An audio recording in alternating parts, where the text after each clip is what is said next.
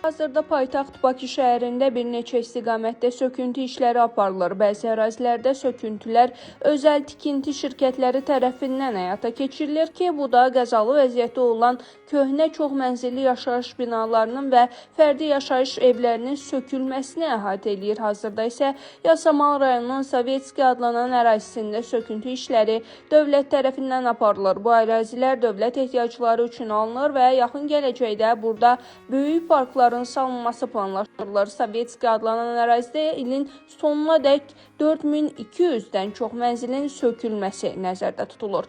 Dövlət layihəsinə əsasən indiyədək Sovetskidə 600 mənzil tam, 850-yə yaxın mənzil isə qismən sökülüb. Məqsəd Bakını müasir görkəmdə daha avanqard və rahat şəhərə çevirməkdir.